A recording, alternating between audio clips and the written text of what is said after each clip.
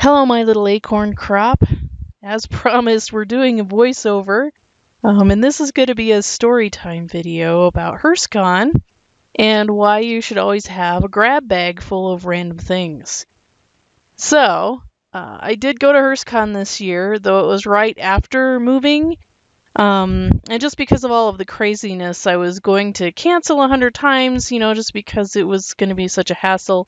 But some friends of mine were coming down from Canada, and I was splitting the hotel room with them, and I just didn't want to be a jerk and just cancel on them. So with my luggage to drop off at the new house in tow, I drove up to the new house, stopped off long enough to drop my stuff, and to have lunch with the in-laws, and continued on the way.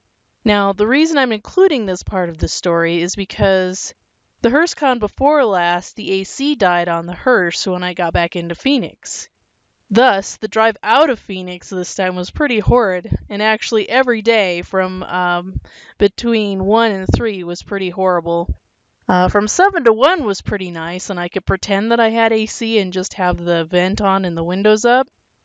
The good thing about driving with no AC is it helped me to acclimatize myself for the off-grid living with little to no AC. You think living in Phoenix, I would be used to the heat, but you would be dead wrong because we all live in little air-conditioned boxes. Now, my trip to Denver was actually pretty uneventful. Once again, Bit was a trooper and easily made the drive. And while in Denver, a fun time was had by all. We made all the stops. We hit the drive-in and the satanic heavy metal beer at True. And I swear most of my wardrobe now comes from True. Now, because I was moving, I was actually packing for HearseCon for about 3 months. So some necessities like socks were forgotten. So it was off to Walmart we went. Now, this Walmart had a big hump on one of the entry or exit drives. While going over this hump, the tailpipe on the Hearse was jostled about, and my Hearse is just about a lowrider anyway, because I think the shocks need replacement, and we just haven't gotten around to doing it. So the next day, we get in to go to the actual car show, and the Hearse sounds really cool, but really loud. And I asked my friend that was riding with me, I'm like, does the Hearse sound really loud? And she said it did. I had already checked the oil and the coolant before taking off. And I knew I was going to a place where there were lots of car people, so I figured I'd ask one of them just to take a peek when I got there. When I pulled up, we were directed to where to park, and we piled out of the Hearse, and my friend goes off to find her man, and I get out, and I put the hood cover on, which at this point is nothing more than a loose piece of cloth. I unfortunately hadn't had time to add the ties and elastic on it yet, and I still haven't 6 months later. There were lots of Hearses this year, and Zach had one side of the parking lot roped off for the Morbid Curiosities Market. The market had all kinds of cool stuff that Hearse drivers would love, art, taxidermy, morbid stuff, and I spent way too much money there. So as the day was ending, I asked my Hearse guru if he would take a peek at my coach and see if he could determine what was wrong. So I fired the Hearse up, and immediately he seemed to know what was wrong. One of my friends from Canada was there too, and the guru asks him if he had any hose clamps or wire or what have you. So my friend from Canada, who drove down in a 1966 Chevy panel truck, produces this bag of random things. Stuff like duct tape, belts, odd little bolts, all kinds of little goodies.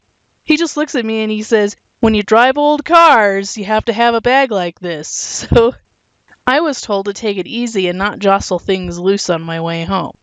So what had happened was when we replaced the catalytic converter to get the Hearse to pass emissions, it had to be cut out of the exhaust system. So that cat that was on there, the original one, was on there for 25 plus years. So an aftermarket cat had to be put on, and when that was done, I was at work when the Waffle repaired it, so I didn't know this. The exhaust pipe was just sort of set into the exit of the cat, and when I went over that bump at Walmart, it jostled the tailpipe and it came out of the cat. So the next day I headed back to Arizona and everything was fine. Of course, somewhere in New Mexico, when it was raining, the exhaust pipe comes out of the cat again. So I drove down the road debating if I should stop and try to fix it or if I should just come home with it like it was. I saw an auto parts store and I figured I'd stop and see if there was something I could do to save my hearing. I got under the Hearse and tried to figure out if I could just reattach it with the hose clamp. but it looked like one of them had come off somewhere along the way. So I'd gone into the auto parts store and wandered around looking for something that I thought would work. When I didn't see anything, I went and asked if they had any kind of wire. They just sort of looked at me funny and told me to try Tractor Supply next door. So I go over to Tractor Supply and wander around, and I don't see any wire. But I'm specifically looking for baling wire, which is really what I need.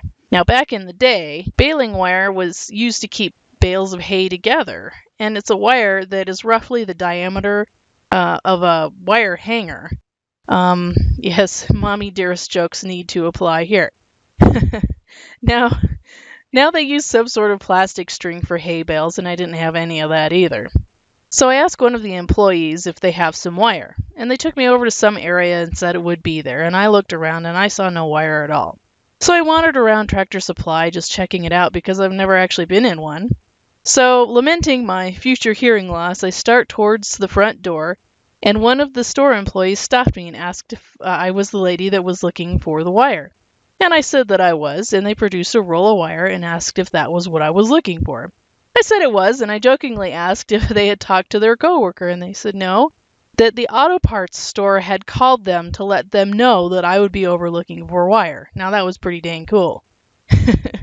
I bought my wire and I went to fix the hearse.